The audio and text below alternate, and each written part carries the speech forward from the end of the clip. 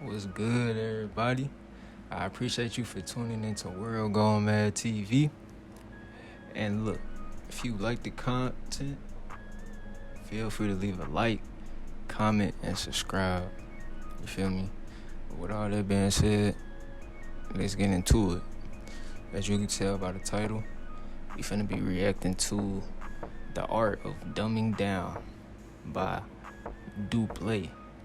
I don't know if that's how you say it, but yeah. The link to the original video is gonna be down in the description. So if you wanna check it out on your own, it's gonna be down there. But yeah, with all that being said, we ain't finna waste no more time. We finna hop into this reaction. Let's get it.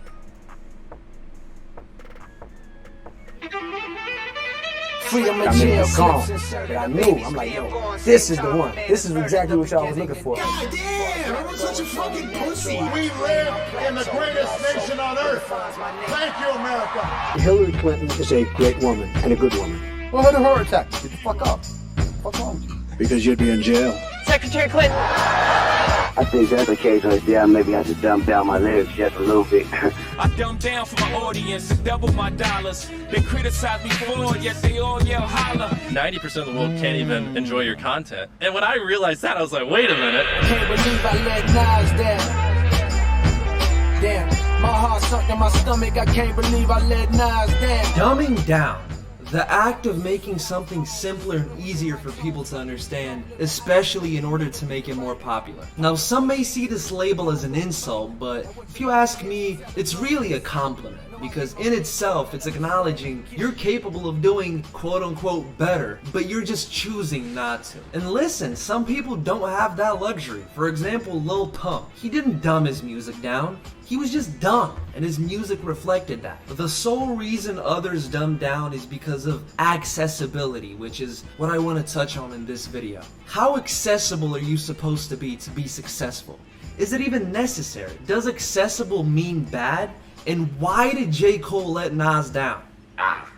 Being an artist is tough, especially if you're unsuccessful, as it's easy to get stuck in that bitter mindset that your work is brilliant and everybody else just doesn't get it. And then you start to look at mainstream artists like, this is stupid, this is trash, I'm better than this, which is a common occurrence in the lyrical miracle community with guys like Hopsin or pretty much any YouTube rapper. Yo, how come everybody in the game wanna rap like you with the played out flow? I've been in the back killing every damn track and the rhymes all whack. How the fuck y'all blow?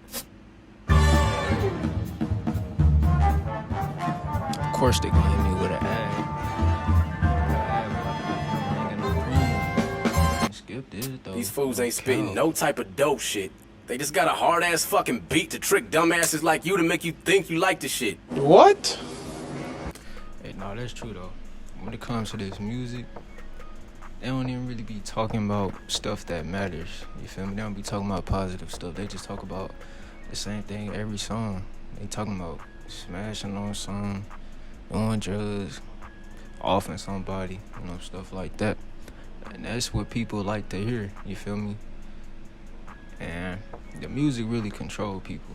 You got artists out here like NBA Youngboy. He's a big influence. Like, all of his fans, they live and die by Youngboy. You feel me? They act like him. They try to talk like him. They try to have their demeanor like him, everything. It's crazy how, you feel me, influencers have such an influence. But it's really just the younger people, because they're impressionable, you know what I'm saying?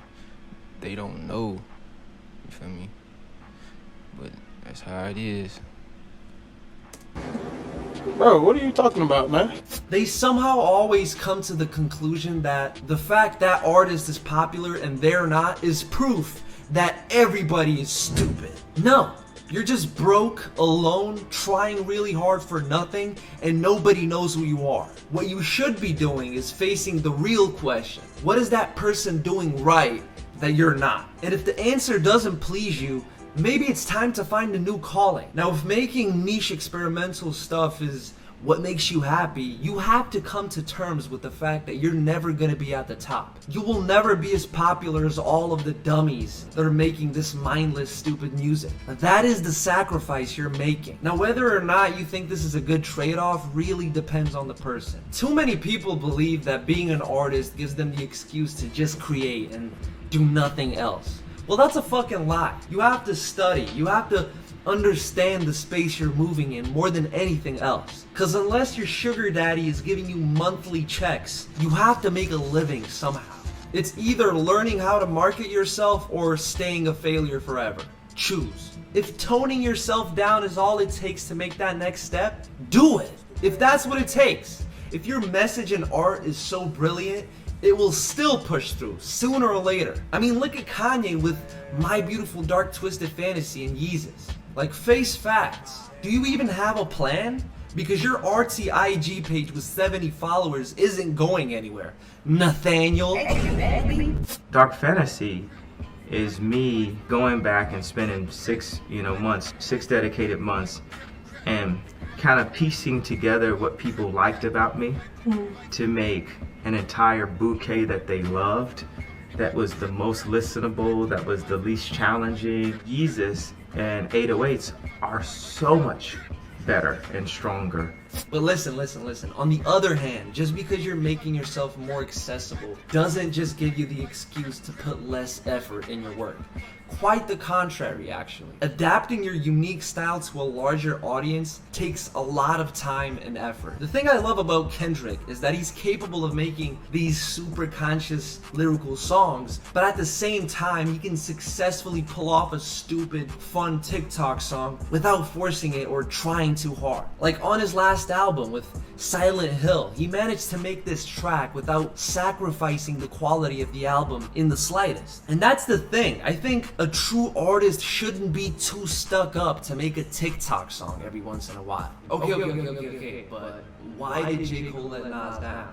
Relax, I'm gonna get to that. Chill. We can see this phenomenon of dumbing down occur in almost every form of media and even life. Like, politics are a prime example of this because politicians' careers rely solely on votes to put them in positions of power, so they are pretty much forced to pander to the masses. You don't have the luxury of being niche in politics. Everything is about pushing your ideology and agenda on the widest range of people possible. Like, I don't know if you've noticed, but politicians change their minds all the time just based on majority public opinion. Hillary Clinton wanted to outlaw gay marriage a couple of years ago. Trump was a liberal before he recognized he could successfully run as a Republican. It's all about how you can adapt to the current climate. Not only do your politics have to be accessible, but so does your personality. I don't know who created Pokemon Go, but I'm trying to figure out how we... I ain't even gonna lie. I'm not really into politics, but I feel like politics is just like a big ass show. It's like a circus. You feel me? They just up there on that stage just spilling y'all all type of lies and, you feel me, empty promises. You feel me? Like, people just be up there eating it up like it's entertaining. It's not even serious. It's not genuine. What they say they want to do, it's like, I don't know, bro. It's like they get up there and say, oh, I want to change this. I want to make this better. Vote for me, vote for me. They just saying that, you feel me, to make you think that's what they gonna do. But in reality, it's not. Just like Obama, for example, all the black people thought since he was black that he would like do stuff to help out the black community and all that, which wasn't the case. Obamacare was a straight dud. It didn't work. His biggest thing that he wanted to work on was, what was it? Like the LGBTQ plus and all that. Like, I don't know, I don't get it. I don't see how people be voting for real. They be voting for this, and they don't get nothing out of the situation for real, especially the black community. But People gonna learn. We get them to have Pokemon go to the polls. You have to be likable, you have to be relatable. It's basically a popularity contest. And that's how Trump won. He collected all those votes from the "I like to have a beer with this guy" people. You know, sometimes Republicans win just because the liberal candidates are so pretentious and stuck up. Once people get a whiff of that, you're gonna lose all the truck drivers and construction workers, make no mistake. Republicans are easier to relate to, and that's just a fact. It's also a big part of their sales pitch. I'm just a common God-fearing American. I love my country just like everybody else. That's why I plan on deporting every single Mexican in the United States. I'm not just talking out of my ass here. There's a real article back in 2016 that states, quote, "Over time, guy you'd want to have a beer with," that's a real fucking quote, "became the agreed upon narrative of Bush's campaign wins. Uptight Al Gore and Pinot-sipping John Kerry, which were the liberal candidates at the time, just weren't desirable barstool neighbors, while Bush could sell himself as someone whom you'd like to sip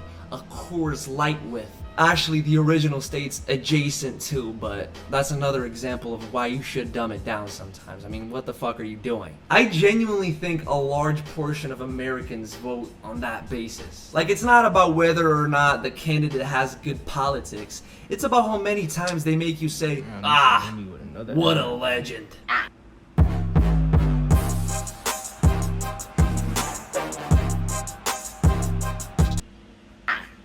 With going viral on pretty much any social media platform, there's always two waves of virality. You have the first wave, which is mainly positive, and you're pretty much reaching your target audience. And then you have the second wave, which is when you start seeing more and more negative comments. Everything is sweet while you're operating in your own bubble, in your own niche, where you can't miss, where you're a god. When you step outside of that bubble is when you realize someone always has some negative shit to say. Someone always hates you for no apparent reason. No matter how hard you're trying or how perfect you think your work is, you can't reach everybody. Mr. Beast is the most popular content creator for a reason. His business model is simple. He makes the most accessible content imaginable. Everyone loves seeing money being handed out to random people. There's not a single person who ever watched a Mr. Beast video that said, "I just don't get it." Because there's nothing to get. The content is super engaging and entertaining. It's not forcing you to think. It's inoffensive. No one really has an opinion. It's always happy and upbeat, wholesome to a degree. There's nothing to dislike. Pair that up with a high budget and high production value and boom, you have the biggest channel on YouTube. But let's talk about more thought-provoking content where you're always bound to piss some people off. I'll be the first to say, Andrew Tate said some profound shit before he got deplatformed. Some. But it was the ignorance which pushed him to the top. When people quote Tate, they don't talk about his life advice or any of his personal stories. They think of, "What color is your Bugatti? Women are objects." Like, it's that side of him which made him accessible to everyone. Ignorance for the purpose of entertainment. Does he really believe that? I don't think so. That shit goes, and he knows it. Now, unfortunately, ignorance attracts ignorant people, and that's how you end up getting deplatformed. The most extreme case of dumbing down content is, in my opinion, Sneako, who recently really blew up. Don't take it from me, take it from one of his own supporters. Sneako built an amazing aesthetic and carefully crafted image and brand for the good part of a decade, just to throw it all down the drain, screaming and angry on live streams for a cheap, quick blow-up. He chunked out all nuance for sensationalism bullshit, attracting a bunch of impressionable morons as fans. And now he's gonna be destined to retreat to the grossest platforms filled with the worst type of people and become further radicalized. Hope it was worth it, bro. Sneako is a prime example of someone who didn't go about dumbing down the right way. Recently, he chose the path of Andrew Tate clone, and even though he claims he's been saying the same thing for years now, the truth is, he noticed the trend and jumped on it. And it worked. He pretty much surpassed all of his previous success by being ignorant for a couple of weeks. And now all of a sudden his whole ideology has changed. He's a devout Christian now, even though he was an atheist before. He started smoking cigars for some reason, even though he 100% is a copying Tate. Why would you even say that? His opinions are all very surface level, they're not thought out, and couple that up with constant yelling and erratic behavior, you get a good recipe for fleeting entertainment, but not for long-term success. The problem is, accessible content doesn't last. If you don't have any art or personality connected to your blow up, you're gonna perish as quick as you came up. All you are is a novelty at that point, and people are just gonna find someone else when they inevitably get bored of you. You're not irreplaceable. Trust me, substance lasts. The most successful artists are the ones who manage to find a perfect balance between the two. Substance and I acceptance. ain't even gonna lie. When it comes to that, like, let's take Speed, for example. He blew up off the raging, you know what I'm saying, all the crazy stuff he be doing, he be saying in his streams, you know what I'm saying. He blew up off of that. Now, you got all these Speed clones out here trying to ride his wave, you feel me? And some of them be coming out and just saying, like, yeah, I'm a Speed clone. And it's crazy how they still blow up.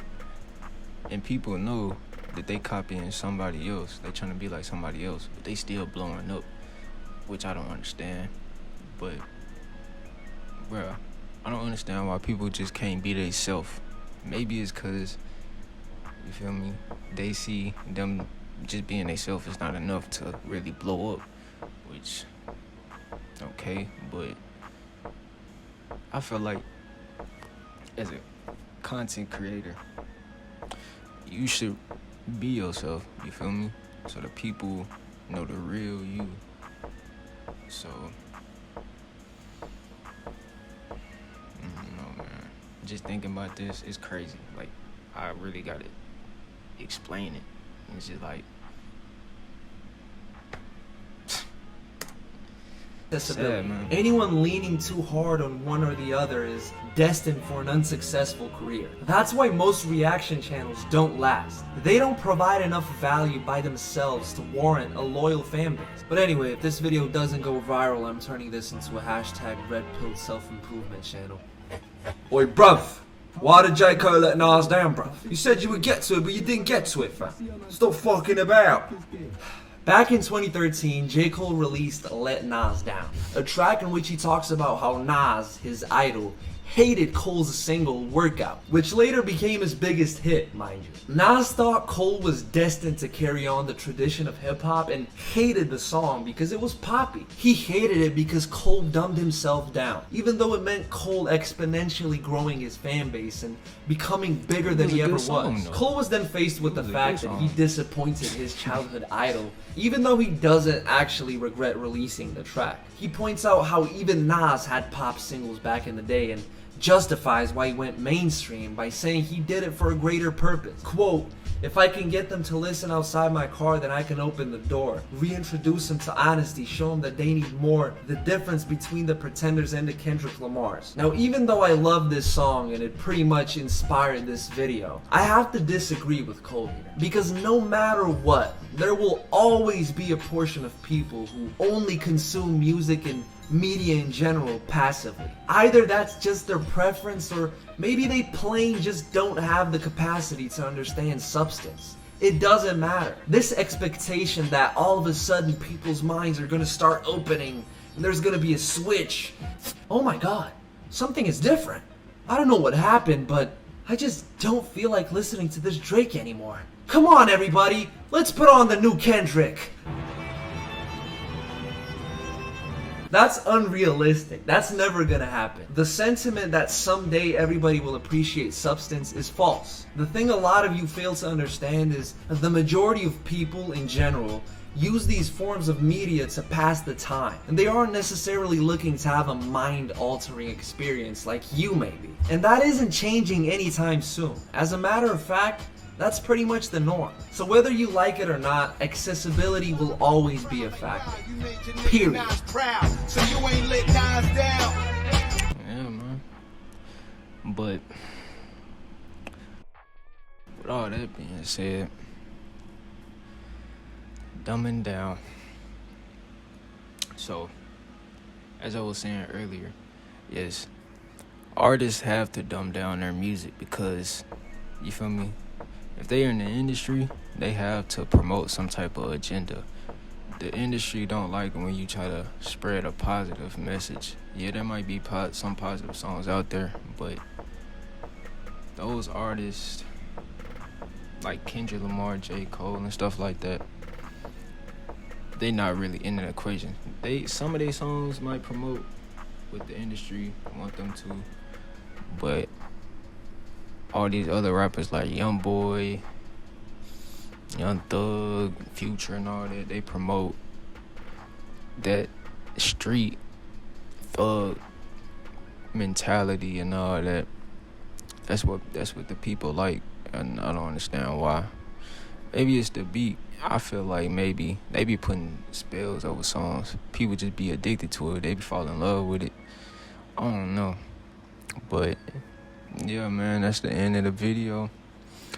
If you enjoyed it, feel free to leave a like, comment, and subscribe. You feel me? It's the World Gone Mad TV. Always remember, it's a mad world.